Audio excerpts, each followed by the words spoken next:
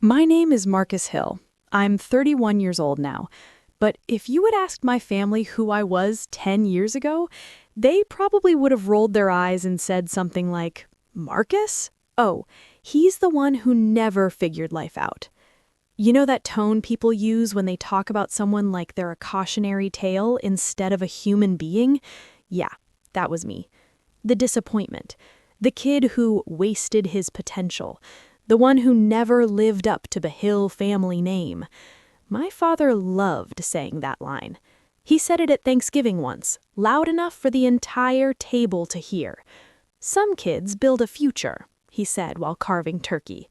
Others just drift. Then he looked straight at me, and the crazy part? Everyone laughed. Not the mean kind of laugh, the worst kind.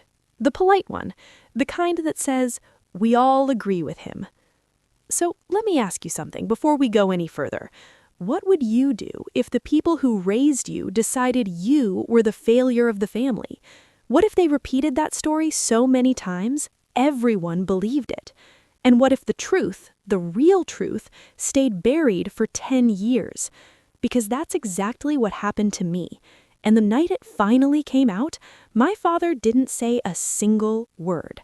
Not because he didn't want to, because he couldn't. But before we get to that moment, you need to understand how the story started. Because no one wakes up one day and becomes the family disappointment. There's always a moment, a small crack, the moment when everything changes. For me, that moment happened when I was 19.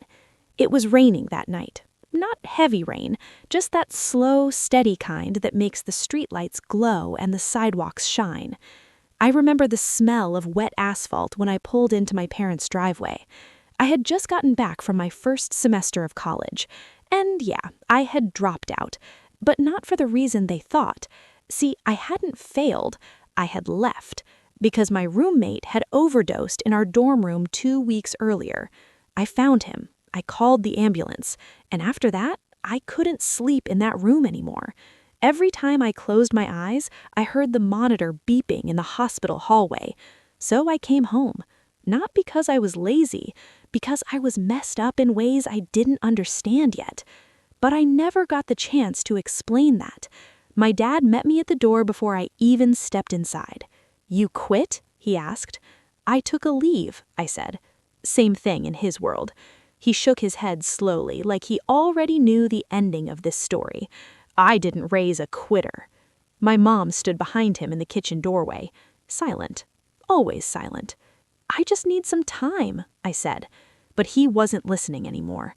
"You know how much tuition costs?" he said. "I'll pay it back." He laughed, actually laughed. "With what, your part-time coffee job?" That was the first time I realized something. He had already decided who I was, and no explanation was going to change that. By the end of that night, my father had told 3 relatives I had dropped out because it was too hard. By the end of that month, the entire extended family believed it. And once people believe a story, they stop asking questions. So I stopped trying to correct it. Instead, I left. Not dramatically, no yelling, no big scene. Just a backpack, a beat-up pickup truck, and a tank half full of gas. I drove 3 hours west and ended up in a town I had never even heard of before. A place called Cedar Ridge. Population maybe 6,000 people. 1 diner, 1 gas station, 1 hardware store. And somehow, that tiny town saved my life. I got a job unloading trucks at a lumber yard. The pay wasn't great, but the owner, an old guy named Walter, didn't ask questions. He just said something I'll never forget. "Show up on time and don't lie to me. That's all I care about." So I did. For the first time in my life, no one expected me to be anything except honest. Years passed like that.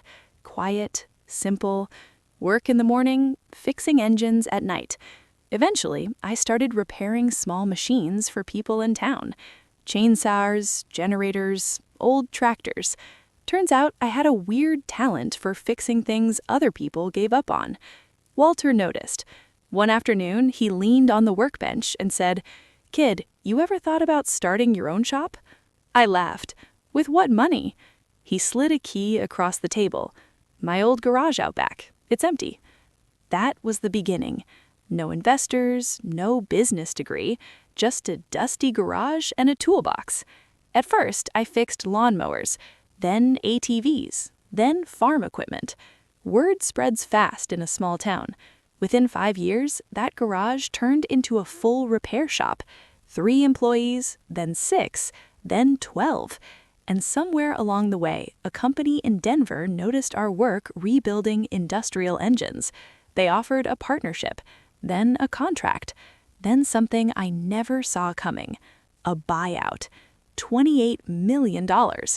I stared at the number on the contract for almost an hour, not because I was excited, because I was thinking about that Thanksgiving table, about the word drifter, about the laugh. But here's the thing about success. It doesn't erase the past. It just shines a brighter light on it. The deal made local news, then business blogs, then a regional magazine article. And that article somehow found its way back to my hometown, back to the Hill family group chat, back to the people who hadn't heard my voice in 10 years. My sister texted first, "Marcus, is this you?" Then my cousin, then my aunt, and finally my father. He didn't text, he called, the first time in a decade. I stared at the phone ringing on the table. It felt weird seeing his name again, like hearing a song from a life you barely remember. I almost didn't answer, but I did. "Marcus?" he said. Same voice, same authority. "I saw an article about your business." I waited. "I always knew you'd land on your feet," he said.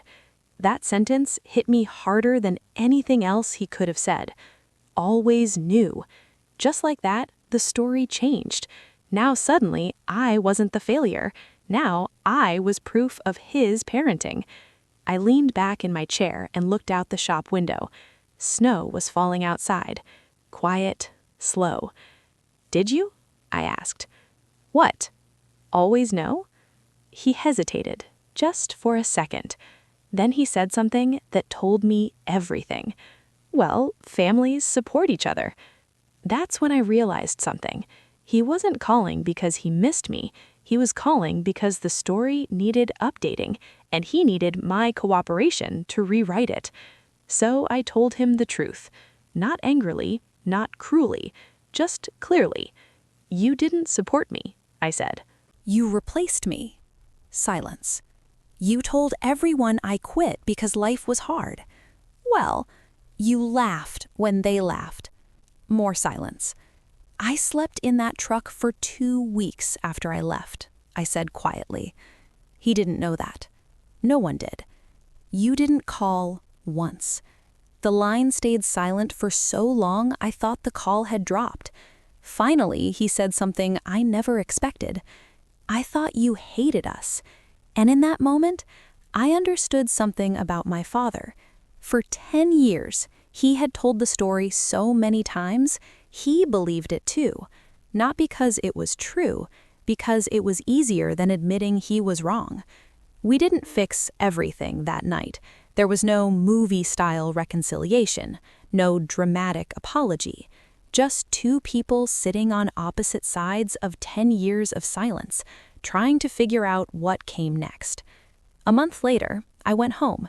Not for revenge, not for closure, just to see what it felt like to walk through that door again. The house looked smaller. Funny how time does that. My mom cried when she saw me. My sister hugged me like she never wanted to let go.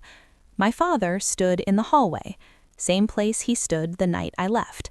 But this time, he didn't have any speeches ready. He just looked at me and said, "I should have listened." And for the first time in my life, I believed him. Because sometimes people don't change all at once. Sometimes they just finally stop pretending they were right. If you're still listening right now, I want to say something real quick.